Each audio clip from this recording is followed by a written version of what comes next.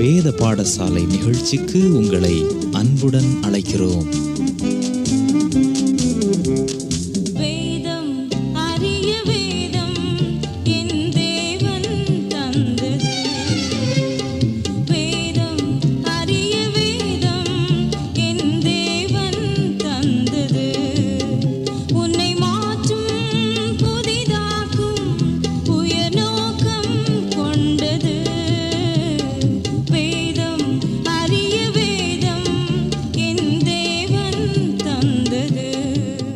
கிறிஸ்துவுக்குள் பிரியமானவர்களே, வேத பாடசாலை நிகழ்ச்சிக்கு உங்களை அன்புடன் வரவேற்கிறோம்.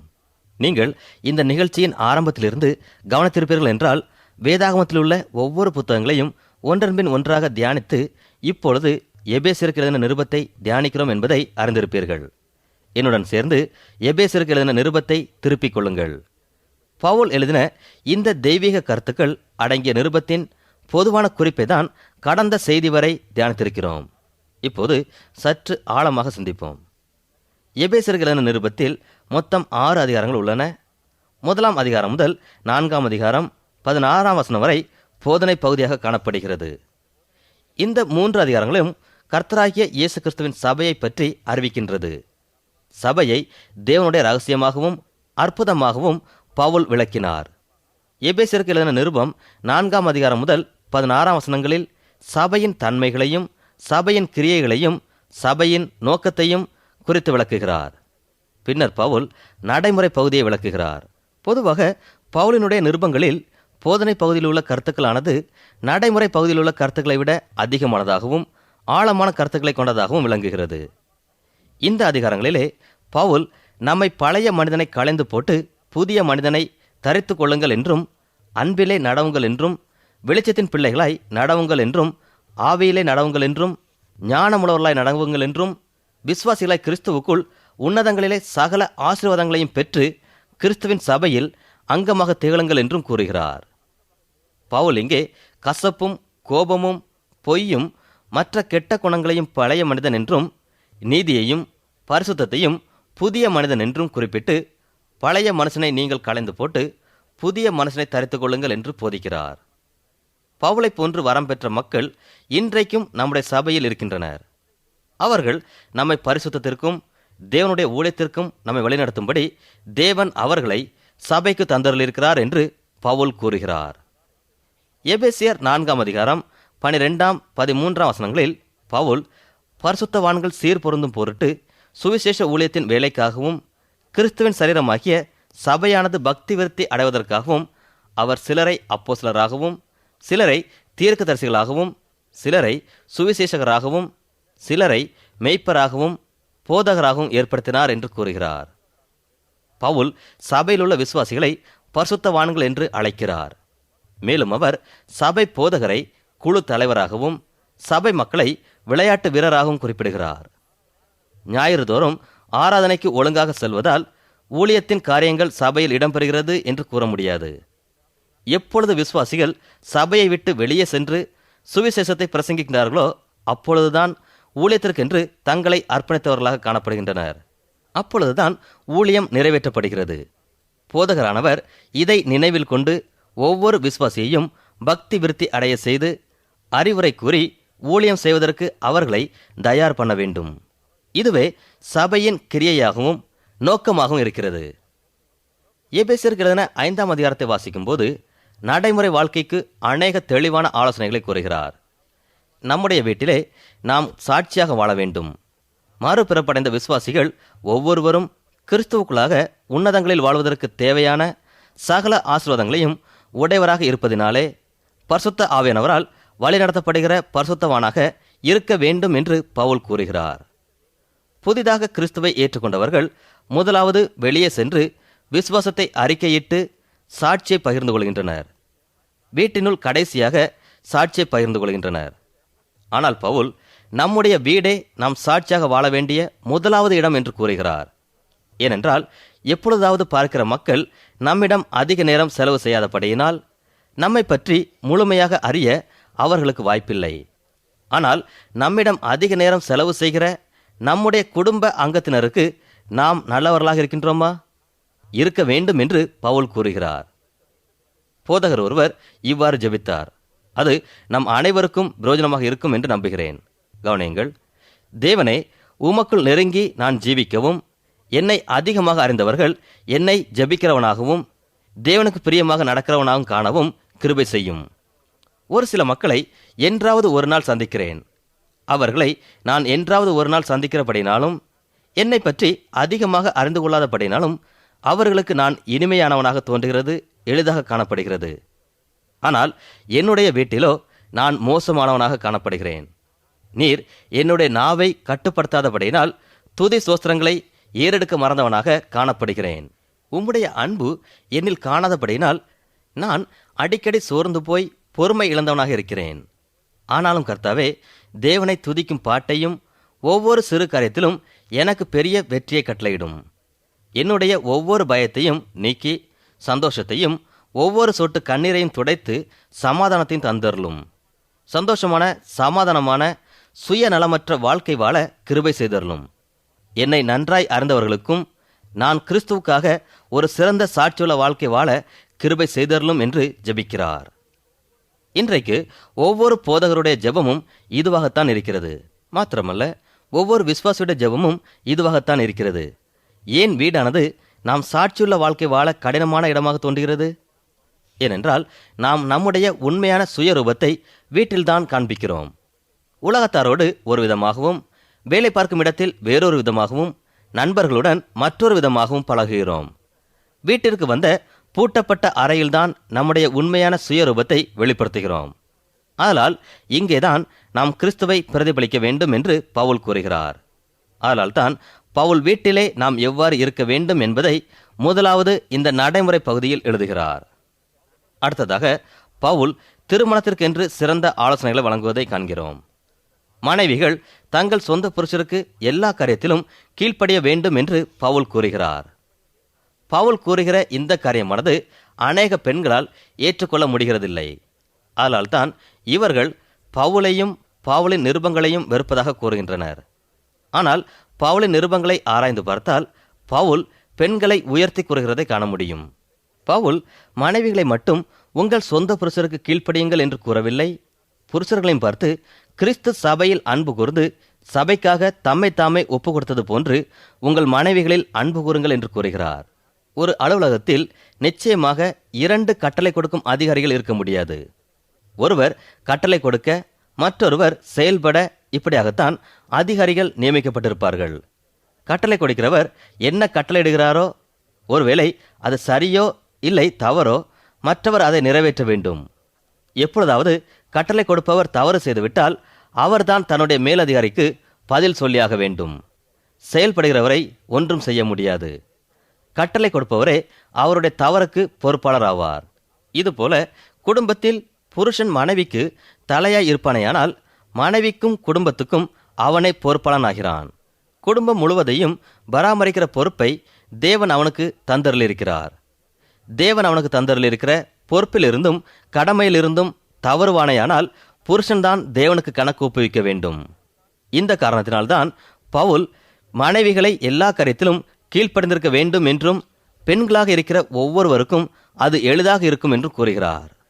மேலும் மனைவிகள் கணவனுக்கு பிரச்சனையாக இல்லாமல் பிரச்சனைக்கு தீர்வாக இருக்க வேண்டும் என்று கூறுகிறார். கிறிஸ்து சபைக்கு தலையாயிருக்கிறது போல் புருஷனும் குடும்பத்துக்கு தலையாயிருக்கிறான். சபையானது கிறிஸ்துவுக்கு கீழ்ப்படிந்திருக்கிறது போல் மனைவியும் புருஷனுக்கு கீழ்ப்படிய வேண்டும் என்று பவுல் கூறுகிறார்.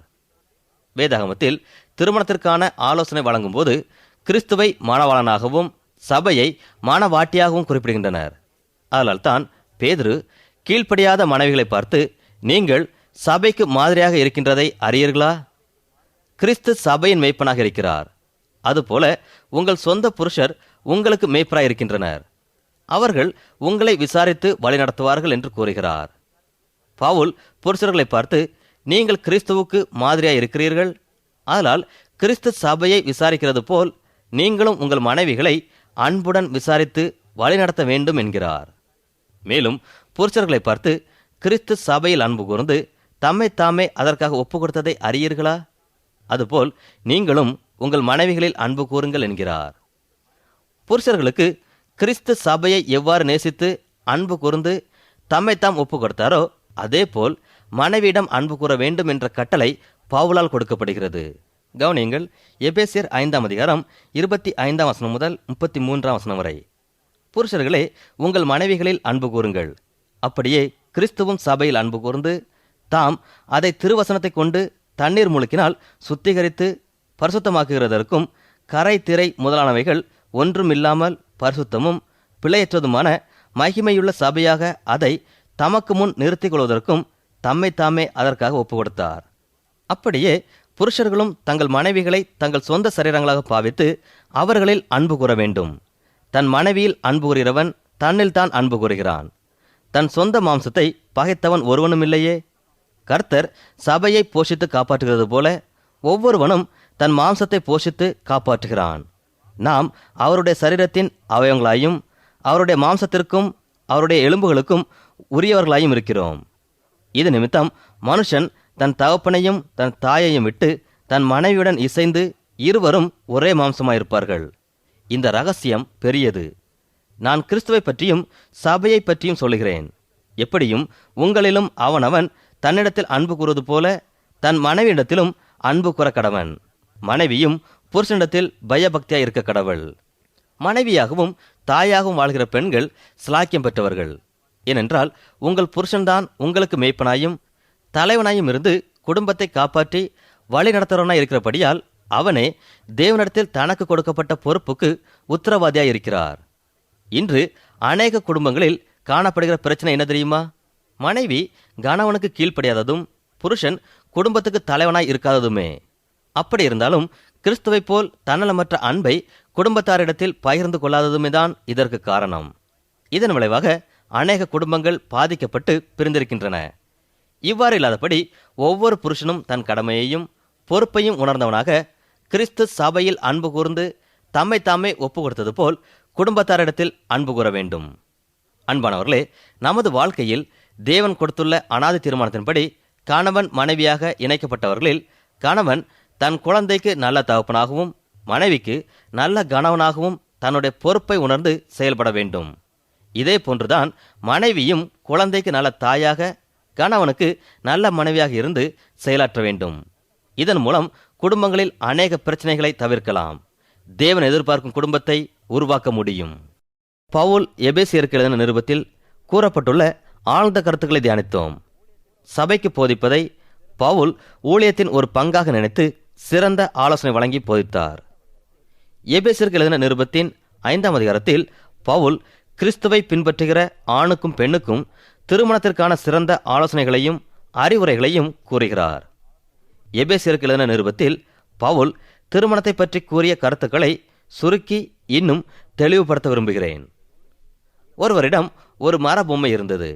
அந்த பொம்மையானது ஒரு ஆணும் பெண்ணும் திருமணத்திற்குள்ளாக எவ்வாறு இணைக்கப்படுகின்றனர் என்பதை சுட்டி காட்டுகிறதாக அமைந்திருந்தது. இந்த ஆணும் பெண்ணும் 5 இணைப்புகள் உள்ள ஒரு சங்கிலியால் ஒரே மாம்சத்திற்குள்ளாக இணைக்கப்படுகிறார்கள். நாம் வேதாகமத்தில் உள்ள சுவிசேஷங்களை வாசித்து பார்ப்போமானால் தேவனுடைய தீர்மானத்தின்படியே ஒரு ஆணும் பெண்ணும் ஒன்றாக இணைக்கப்படுகின்றனர் என்பதை அறிந்து கொள்கிறோம். இப்படி இணைக்கப்படுகிறவர்கள் எதினாலே ஒன்றாயிருக்கிறார்கள்?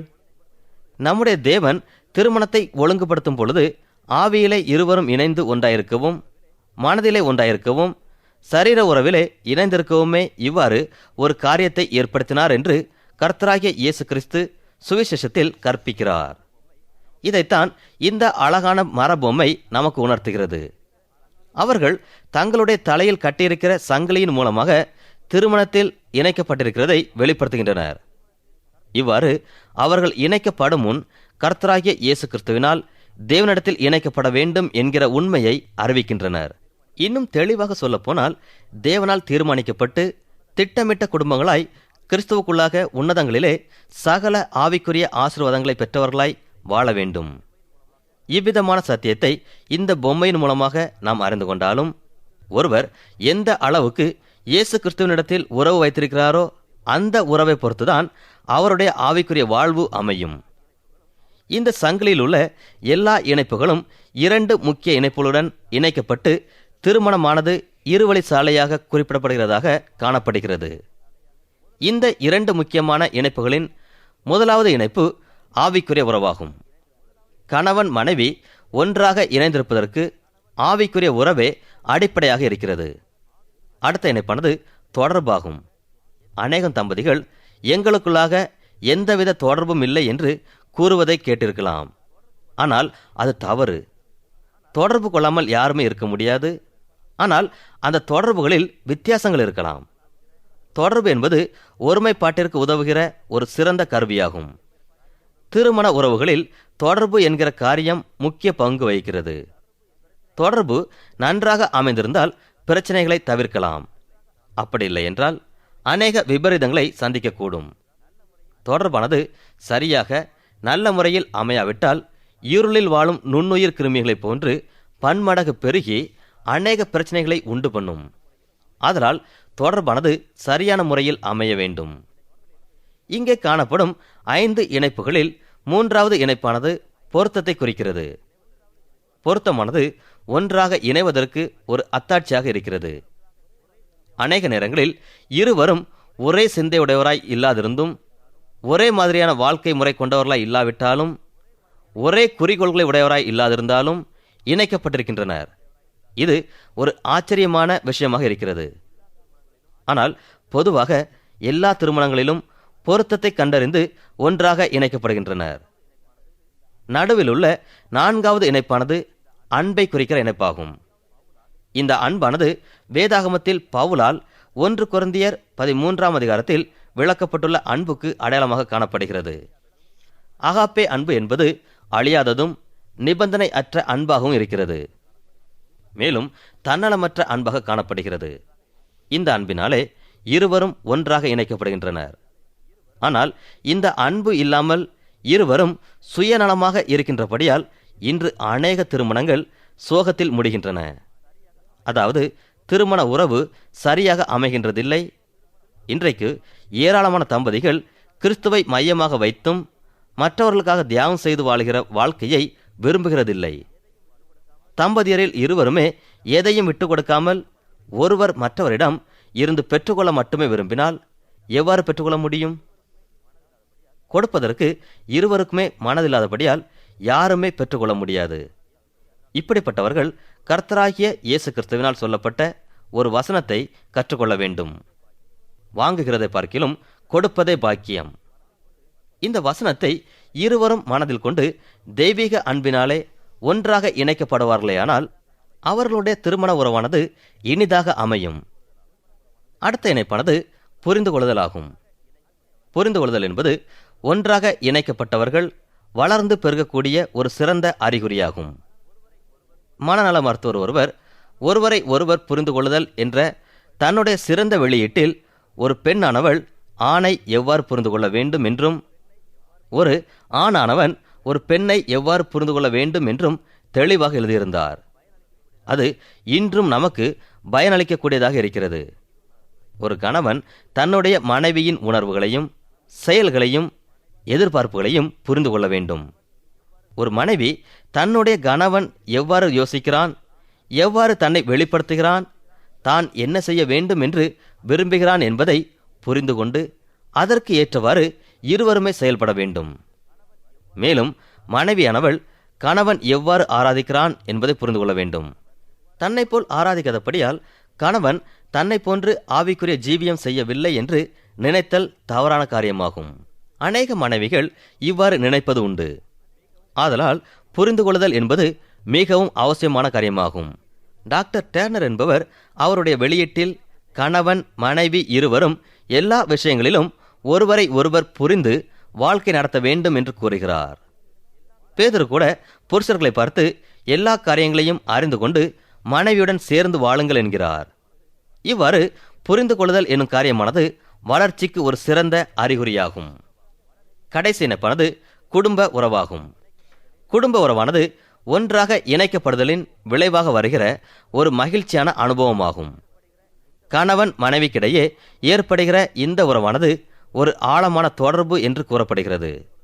மேலும் இதை ஒரு விதமான புரிந்து கொள்ளுதல் என்றும் கூறலாம். குடும்ப உறவு என்கிற இணைப்பானது மற்ற எல்லாவித இணைப்புகளையும் ஒன்றாக இணைக்கக்கூடியதாக அமைந்திருக்கிறது.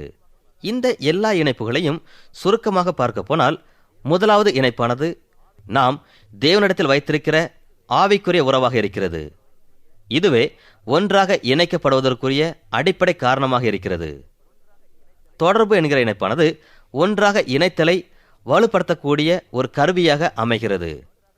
பொருத்தம் என்கிற இணைப்பானது ஒன்றாக இணைக்கப்படுதலின் அத்தாட்சியாக இருக்கிறது. அன்பு என்கிற இணைப்பானது ஒன்றாக இணைக்கப்படுதலின் அடையாளமாக இருக்கிறது. புரிந்து கொள்ளுதல் ஒன்றாக இணைக்கப்படுதலின் வளர்ச்சியாக இருக்கிறது. குடும்ப உறவு என்பது ஒன்றாக இணைக்கப்படுதலின் விளைவாக வருகிற மகிழ்ச்சியான அனுபவமாகும். குடும்ப உறவானது மகிழ்ச்சியானதாக அமைய வேண்டுமானால் முதலாவது கணவன் மனைவிக்கிடையே சீரான தொடர்பு, பொருத்தம், அன்பு, புரிந்து கொள்ளுதல் போன்றவைகள் மிகவும் அவசியம். இந்த காரியங்கள் இல்லாவிட்டால் நிச்சயமாக குடும்ப உறவு மகிழ்ச்சி தரக்கூடியதாக அமையாது. எபேசியருக்கு எழுதின நிருபத்தின் 5ஆம் அதிகாரத்தில் அப்போஸ்தலனாகிய பவுல் திருமணத்தை குறித்தும் திருமணத்தில் கணவன் மனைவியின் பங்கு என்ன என்பதை குறித்தும் தெளிவாக விளக்கியுள்ளார்.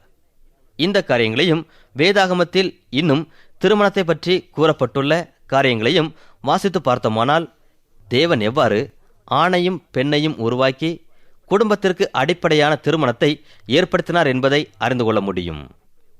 திருமணத்தில் காணப்படும் ஆவிக்குரிய உறவை ஒரு முக்கோணமாக படம் போட்டு விளக்கலாம். முக்கோணத்தில் கீழே உள்ள 2 கோணங்களில் கணவனும் மனைவியும் நின்று ஒருவரை ஒருவர் நோக்கி நெருக்கமாக வந்து பின்னர் மேலே இருக்கிற கோணமாகிய தேவனிடத்தில் சேர்வதே ஆவிக்குரிய உறவாகும். எபேசியர் 5ஆம் 6ஆம் அதிகாரங்களில் கணவன் மனைவிக்கிடையே உள்ள உறவானது எவ்வாறு அமைய வேண்டும் என்று கூறப்பட்டுள்ளதை பவுல் உண்மையிலேயே அடிமைகளுக்கும் எஜமான்களுக்கும் கூறப்பட்டதாக குறிப்பிடுகிறார். இன்று அடிமைகள் இல்லாவிட்டாலும் இந்த எபேசியருக்கு எழுதின நிருபத்தில் உள்ள கருத்துக்கள் எல்லாம் நம்முடைய நடைமுறை வாழ்க்கைக்கு பிரயோஜனமாக அமைகிறது. பவுல் நம்மை பார்த்து எபேசியருக்கு எழுதின நிருபத்தில் உள்ள கருத்துக்களை, ஆலோசனைகளை எல்லாம் நம்முடைய வாழ்க்கைக்கு சொந்தமாக்கி கொள்ளுமாறு கூறுகிறார். திருமணமானவராக இருந்தால் நம்முடைய துணையிடமும், திருமணம் ஆகாதவராக இருந்தால் பெற்றோரிடமும், வேலை பார்ப்பவர்கள் வேலை செய்யும் இடங்களில் உள்ளவர்களிடத்திலும் இங்கே கூறப்பட்டுள்ள ஆலோசனைப்படி நடந்து கொள்ள வேண்டும் என்று கூறுகிறார். தத்துவ ஞானி ஒருவர் நாம் எப்படி யோசிக்கின்றோமோ அப்படியே இருக்கின்றோம் என்று கூறுகிறார். நாம் நம்மை எவ்வாறு அறிந்திருக்கின்றோமோ அவ்வாறே இருக்கிறோம் என்று அநேக தத்துவ ஞானிகள் கூறுகின்றனர். மேலும் நாம் எப்படி இருக்கின்றோமோ அப்படியே செய்கிறோம் என்றும், நாம் என்ன செய்கிறோமோ அவ்வாறு இருக்கிறோம் என்றும் ஒவ்வொருவரும் ஒவ்வொரு விதமாக கூறுகின்றனர். நாம் எப்படி இருந்தாலும் எபேசியருக்கு கூறப்பட்டுள்ள கருத்துக்களை நம்முடைய உறவில் அல்லது தொடர்பில் நடைமுறைப்படுத்த வேண்டும் என்று பவுல் கூறுகிறார். இப்பொழுது சற்று உன்னிப்பாக கவனிப்போம்.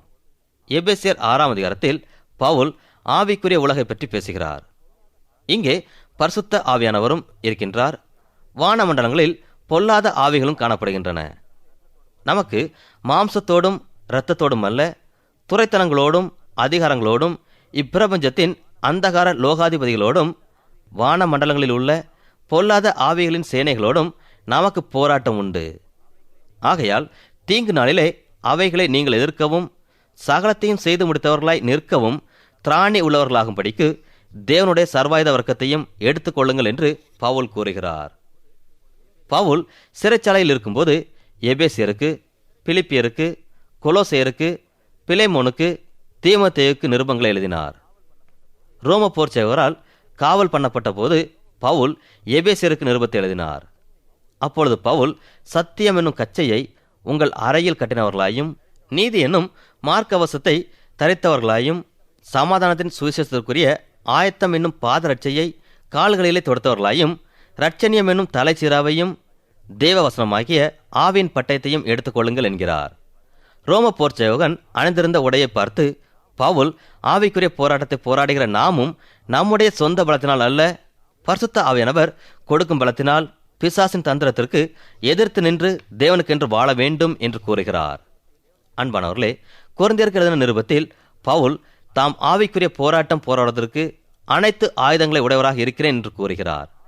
எபேசியர் 6ஆம் அதிகாரத்தில் ஆவிக்குரிய போராட்டத்தில் போராடுவதற்கு தேவையான அனைத்து ஆவிக்குரிய ஆயுதங்களையும் தெளிவாக விளக்கியிருக்கிறார். நாம் இரட்சணியம் என்னும் தலைச்சிறவை அணிந்தவர்களாயிருக்கிறோமா? தேவ வசனமாகிய ஆவியின் பட்டயத்தை எடுத்துக்கொண்டவர்களாயிருக்கிறோமா? இவ்வாறு இருந்தால் சமாதானத்தின் சுவிசேஷத்திற்குரிய ஆயத்தம் என்னும் பாதரட்சையை கால்களிலே தொடுத்தவர்களாய் மற்றவர்களுக்கு சுவிசேஷத்தை அறிவிப்போம். தேவன் தாமே நம்மை வழி நடத்துவாராக. அன்பர்களே, இன்றைய நாளில் தேவனுக்காக உங்கள் நேரத்தை ஒதுக்கி இந்நிகழ்ச்சியை கேட்டதற்காக நன்றி கூறுகிறோம். உங்கள் கடிதங்கள் எங்களுக்கு மிகவும் உற்சாகத்தை கொடுக்கிறது. எனவே தொடர்ந்து உங்கள் கருத்துக்களை எங்களுக்கு எழுதி அனுப்புங்கள். எங்கள் முகவரி: வேத பாடசாலை, விஸ்வவாணி, தபால் பெட்டி எண் 34, திருநெல்வேலி 2, தமிழ்நாடு.